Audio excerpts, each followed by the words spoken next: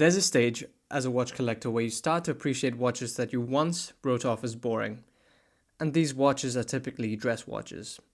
If it comes only on a leather strap, that's most relevant to this video. Oddly enough, in this stage of collecting, there is a positive spin for the boring watch, and that's classy. And looking at it through this lens, watches that you once would have written off as boring, uninteresting, uninspired, not sporty, not eye-catching, or fun, are watches that start to become appealing under a broader theme of adjectives like class, elegance, reverence. Now, the other end of class is pretentiousness, but there is a middle ground, and that's what we're going to look at. So what are the requirements for a watch to be classy?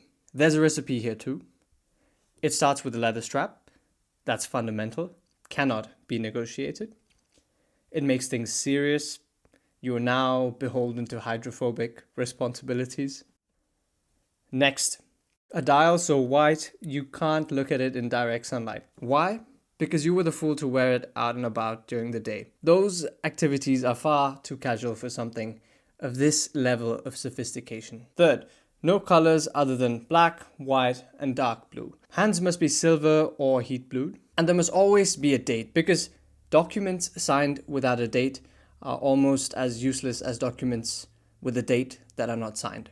And the watch itself must not be so three-dimensional, because that pulls in curiosity. Next comes the movement. Ideally, a lot of focus on this, even though it's not on display. The implicit sense of quality far outweighs the outward perception of it. The best things about these watches are not available to the onlooker at first glance. This reserved nature combined with prowess in some hidden domain is what we define to be class. So is this category of watch any more or any less special? It depends who you ask. Most dress watch fanatics would call these utterly special and state that their overt simplicity is misunderstood. There's always more than meets the eye, and an enthusiast of such watches will have a few facts to explain their interest in such pieces. I don't find this category of watches more or less special. I think it's just a different set of priorities. It's just another stage of watch collecting, and these stages shouldn't really be ranked on importance. Sometimes this stage is interpreted as a stage of maturity in the watch collecting space. However, that's really not the rule. I don't think I completely agree with that. Some people actually start off into the hobby with interest for no watches other than dress watches because they get into the hobby later in their lives, and perhaps they see watches in their work environment, and that would typically be more dressy. And so if you start off with dress watches, then yeah, you can't say that that's already a stage of maturity when you've just gotten into the hobby. But the usual case is people start off with the fun stuff, fancy stuff, flashy stuff, sports watches, and then gradually start exploring other watches and somehow get into this dress watch phase. So when does a collector reach this stage? What do these determined to be classy watches represent in terms of a watch collecting phase? I think it's a phase after getting bored of the usual stuff. The divers, the sport watches, the integrated bracelet watches, the chronographs, and then the independent brand sport watches. I think the start of most people's dress watch fascination begins with a first contact with something JLC. Maybe you come across a master control date or a reverso, and then that's where it all begins. If that doesn't apply to you, then let me know how you got into dress watches. Sometimes the start of this phase goes hand in hand with a growing interest in exploring complications or exploring watchmakers that handcraft some of these pieces. The story behind these watchmakers or the watches themselves, or how the complication came to exist, becomes much more relevant than just the piece in hand. Usually when this is the case, production numbers are also extremely limited, which brings the exclusivity element into the hobby.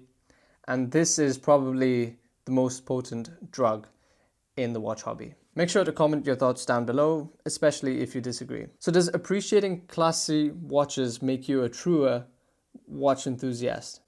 Short answer, no, obviously not. Those that believe that they have reached the pinnacle stages of watch collecting when they get into complicated dress watches have created their own mini field of distortion. The hard fact that's often ignored with this exclusive dress watches, high complication collecting section of the hobby is that it goes hand in hand with having a ton of disposable income. You can't say that because you collect the most handcrafted, exclusive, limited, unique watches that it reflects on you as a collector or as a watch enthusiast. It has been made possible by your ability to do so, and not just your interest in the hobby. This is not the rule, but it's common to see this, and I wanted to point it out. Now, an argument that opposes this is that there's a lot of people with money and there's not a lot of taste. That is true. The vast majority of people with a lot of disposable income don't go into getting a Recipe or even something a little bit more mainstream like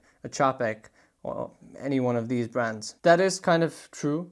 You still really do have to be an enthusiast, and it's not just about the disposable income side of it. To me, a true watch enthusiast is someone that's not opposed to getting a micro brand watch based on the fact that they like the design. Essentially someone that really appreciates the watch for what it is and what it gives the person in terms of enjoyment to wear, and not in terms of self-identification. So what's next? What's the next phase of collecting after you reach dress watches, or if you're in the classy dress watch phase? Usually collectors that are into these watches are into complications. So next would be exploring more high-end complications, maybe different types of movement architecture, different escapements, different ways of decorating the movement, special materials in the movement. So this is kind of an independent watches stage as well. They go hand in hand.